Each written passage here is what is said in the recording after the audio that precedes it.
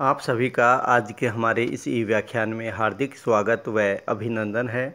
हमारे इस ई व्याख्यान का अध्ययन विषय है भारतीय चित्रकार व मूर्तिकार रामकिंकर बैज।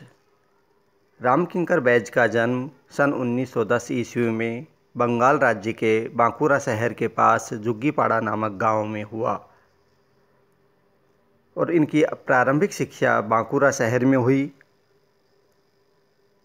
सन 1925 ईस्वी में मॉडर्न रिव्यू के संस्थापक श्रीमान रामानंद चटर्जी ने इनकी कला प्रतिभा को पहचाना और शांति निकेतन के कला भवन में इनके अध्ययन की व्यवस्था की, जहां नंदलाल बोस जैसे कला आचार्यों का सानिध्य रामकिंकर बैज को प्राप्त हुआ। शांति निकेतन के कलामय वातावरण में रामकिंकर बैज की कला प्रतिभा ने विस्तार प्राप्त किया।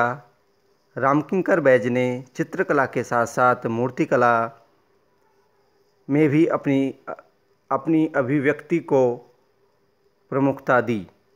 इन दोनों विद्याओं का पूर्ण विकास उन्होंने अपने स्वभाव के अनुसार कहा। रामकिंकर बैज का मानना है कि एक अच्छे मूर्तिकार बनने के लिए कलाकार को स्वयं मूर्ति के लिए जो माध्यम सामग्री हैं उनका चुनाव स्वयं करना चाहिए। उनके सामग्री की चयन प्रक्रिया से स्वयं को गुजरना चाहिए। साथ ही मिट्टी को तैयार करना, सांचे में ढालना, पत्थर, लकड़ी, लोहा काटना, तारों से कुश्ती करना इत्यादि कार्य अपने हाथ में लेने चाहिए। कलाकार जब यह स्वयं नहीं कर सकता तब तक उसका इस कला में निष्णात होना कठिन है।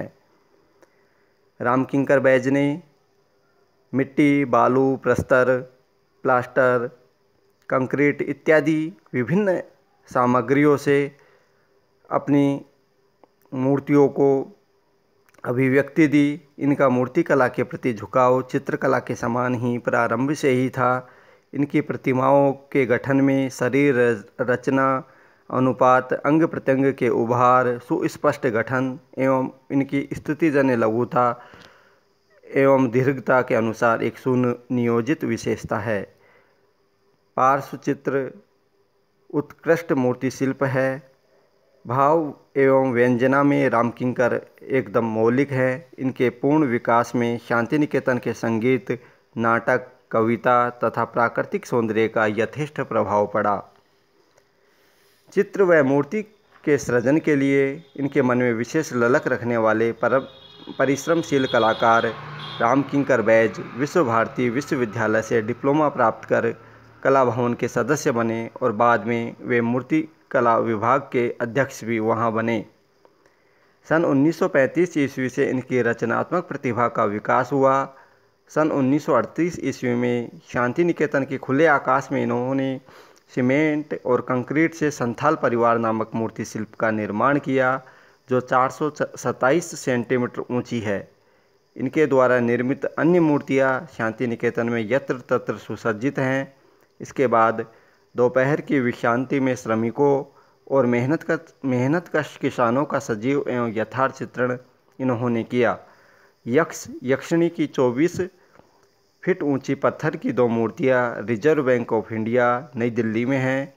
जब रामकिंकर ने टैगोर का पोर्ट्रेट तैयार किया था तब स्वयं टैगोर ने इनसे कहा था, रामकिंकर अब पीछे पलटकर मत देखो, आगे बढ़ जाओ।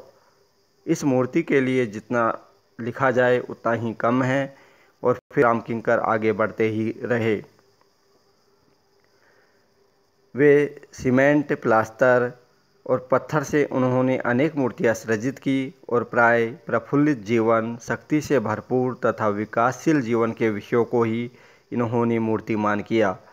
रामकिंकर ने कहा है कि देवी देवताओं की मूर्ति बनाने से पूर्व देवी देवताओं को मन में आसन दो, वरना मूर्ति तो कलाकार सरस्वती की गढ़ता है और उनके मन में होता है राक्षस।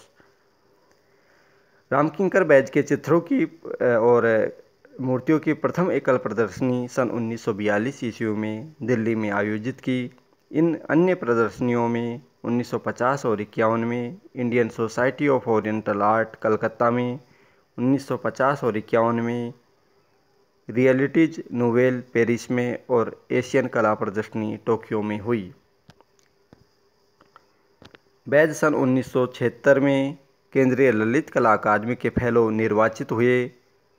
रियलिटीज नोवेल पेरिस तथा इंडियन स्कल्पचर एसोसिएशन कलकत्ता के सदस्य भी रामकिंकर बैज जी रहे।